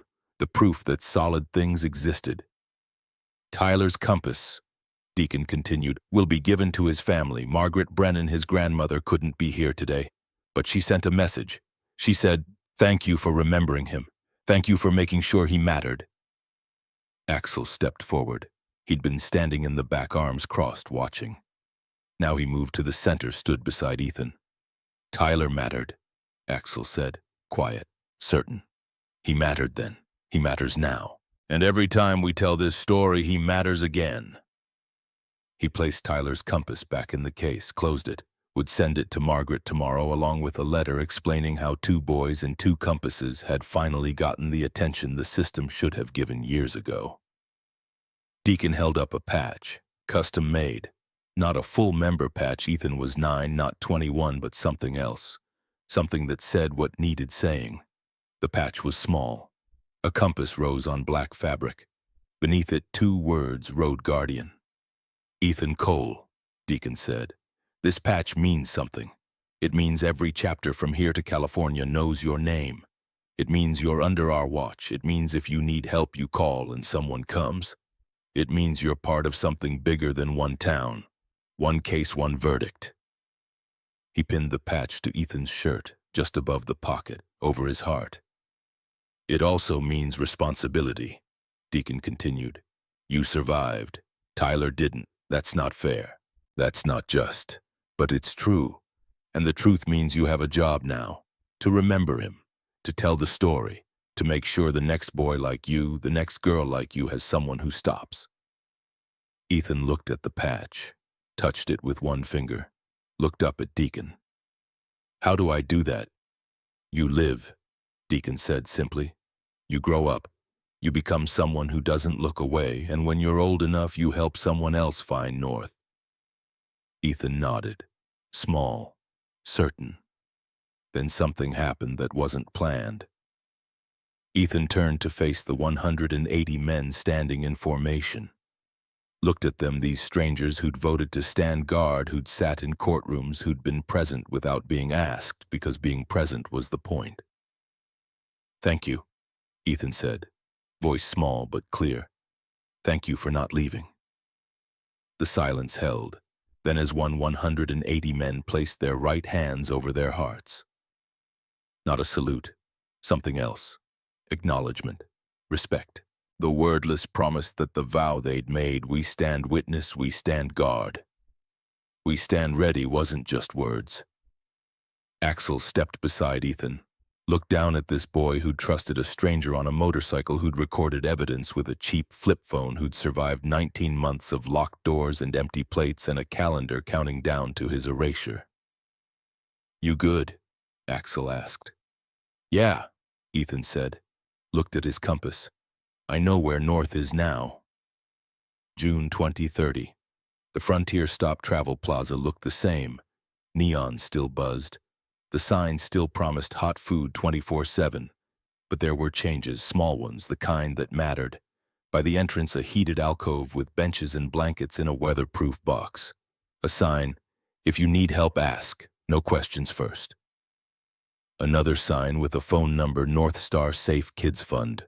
24/7 hotline. Someone always answers. Inside behind the counter, Garrett Ashford wore a manager's shirt now. 26 had become 31. The guilt had become action. He'd gotten certified in child safety training, taught classes at community centers, kept a photo in his wallet, Ethan at 9 holding his compass as a reminder that 3 minutes mattered. A motorcycle pulled into the lot, engine familiar. A man and a boy got off. The man was 57 now. Gray in his beard, moved a little slower, still wore the patch, still rode. The boy was 14, tall for his age, wore jeans and a jacket with a small patch over the heart, Road Guardian, still carried a brass compass in his pocket, touched it when the world felt uncertain. They walked inside, bell chimed, ding, ding, ding. Garrett looked up, smiled, real smile this time, earned. Hey, Ethan. Hey, Axel. Hey, Garrett. They got coffee, talked about school, about Ethan's baseball season, about the upcoming semester, normal things, the kind of normal that had taken 5 years to build. Outside, Ethan walked to the place behind the building, the alley, the dumpster, the spot where he'd been turning into ice and a stranger had stopped. It looked different in daylight, smaller, less terrifying. Just an alley, just a dumpster, just the place where his life had split into before and after. He pulled out the compass, opened his hand, watched the needle swing and settle. North, steady, true. Axel stood beside him. Didn't say anything. Didn't need to. I want to do what you did, Ethan said. What's that? Stop. When someone needs help, I want to be the person who stops. Axel looked at him. This boy who'd become a young man, who'd testified in court, who'd started volunteering with North Star Fund, talking to other kids who'd been through bad things, showing them his compass and saying, it gets fixed. You get fixed. It just takes time and people who don't leave. You already are, Axel said. No, I mean really. Like you. Like Shepherd and Badge and Stitch. I want to join when I'm old enough. The club. Yeah. Axel considered this. Thought about Kuwait, about Noor, about the war that had ended in weeks but left scars that lasted decades. About a flip phone recording and a calendar marked January 3rd, about 2 compasses and 2 boys and the seconds that made the difference. You've got 4 years before you can prospect, Axel said. Use them, finish school, help more kids, learn what you're good at, then if you still want in, we'll talk. Promise? Yeah, I promise. Ethan nodded, put the compass back in his pocket. They walked back to the bike. As they pulled out of the lot, Ethan looked back once. At the alley, at the dumpster, at the place where someone had stopped. He didn't wave goodbye, didn't need to. That place wasn't part of his life anymore. It was just part of his story. The part that explained why he carried a compass, why he didn't look away, why he understood that courage wasn't big gestures but small moments stopping when everyone else drives past. That same day, 200 miles away, in a small house in Great Falls, Margaret Brennan sat in her living room. 76 now, arthritis in her hands, but steady, present. On the mantel, a shadow box, inside a brass compass on a blue cord, glass replaced, needle working, engraved TB 2019. Beside it, a photo. Tyler Brennan at 8, gap-toothed smile, eyes bright. A boy who'd loved dinosaurs and asked too many questions and deserved more time. She'd gotten the compass 3 years ago, delivered by a man in leather who'd introduced himself as Axel. He'd told her the story, about Ethan, about Caleb, about the trial, about how her grandson's death had finally been seen for what it was, not an accident but a crime that had taken 3 years to name. She'd thanked him, asked if she could meet Ethan. She had, last year, June. The boy had come with his aunt, nervous, holding his own compass. Had told her, I think Tyler helped me. I don't know how, but I think he did. Margaret had held him. This stranger boy who'd survived what her grandson hadn't. Had told him, then live for both of you. Make it count. He'd promised he would. Now on Tyler's birthday, June 19th, same day as Ethan's, she lit a candle. Small ritual, personal. You mattered, she said to the photo, to the compass, to the memory of a boy who died cold and alone. You matter now. You'll always matter. The candle flickered, steady, present. Outside Montana summer, big sky, long light, the kind of evening that felt like possibility. In Crossroads Junction, Vivian Hartwell sat in her classroom. Summer break, but she was there anyway, preparing for fall, revising her curriculum, building in the changes that had come from testimony and guilt and the determination to never fail another child. On her desk, a framed worksheet. If you have 3 apples and give away 2, how many are left? I would keep them all so I don't get hungry. She kept it as a reminder that children tell the truth if you ask the right questions. And that sometimes the truth is so loud it's shocking anyone missed it. The school had changed. New policies, mandatory reporting training every year, anonymous tip line, home visits for any homeschool removal, and a partnership with North Star Fund to provide meals for food-insecure students. Small changes, the kind that wouldn't make headlines, but the kind that might stop the next Ethan from sleeping in a garage. She packed her bag, turned off the lights, walked to her car, drove past 1847 County Road 47. The house was empty now, for sale sign out front. No one wanted to live where something terrible had happened. The house itself wasn't evil, but memory clung to walls like smoke. She kept driving, went home, made dinner, called her sister, lived a normal life. But she never forgot. And normal was different now. Normal had responsibility attached. Normal meant asking the second question. Normal meant not looking away when looking was uncomfortable. In Butte, the North Star Safe Kids Fund office occupied a small storefront on Main Street. 3 full-time staff, 20 volunteers, a hotline that rang at all hours. In the first 5 years, they'd helped 340 kids. Therapy, winter clothing, emergency housing, legal aid, tutoring, support that kept children from falling through cracks wide enough to freeze in. The fund raised $890,000 a year now. Donations from chapters across 7 states, fundraisers, grants, the occasional large donation from someone who'd read the story and wanted to be part of the solution. On the wall photos, kids who'd been helped, smiling now, safe now, some sent updates, some disappeared into normal lives. All of them mattered, and in the center a shadow box, 2 compasses, replicas not the originals, but the symbolism was clear. 2 boys, 2 chances, one taken too late, one taken just in time, and the work that grew from understanding the difference. Montana State Prison, Caleb Winters, inmate number MT 2025-4782. Year 6 of 18. He sat in a cell that was cleaner than the laundry room he'd locked Ethan in. Warmer, better lit, 3 meals a day, more than he'd given an 8-year-old nephew. No visitors, no letters, no phone calls except to his attorney who'd stopped returning messages 2 years ago. He had 12 years before he was eligible for parole. And when that day came, he'd face a board that had access to transcripts, to photos, to testimony from a boy who'd survived and witnesses who'd finally spoken. The odds of parole were low. The odds of release were lower. He'd spend his 60s in prison, maybe his 70s, maybe die there. No one wrote stories about him. No one remembered his name except in the context of what he'd done. Villain, predator, cautionary tale. He'd wanted to be comfortable, to have enough money to retire early, to live without the burden of a traumatized kid who ate too much and asked too many questions. Instead, he had a cell, a number, and the rest of his life to think about January 3rd, the date that was supposed to solve his problems. That instead became the date that ended his freedom. Justice wasn't always loud.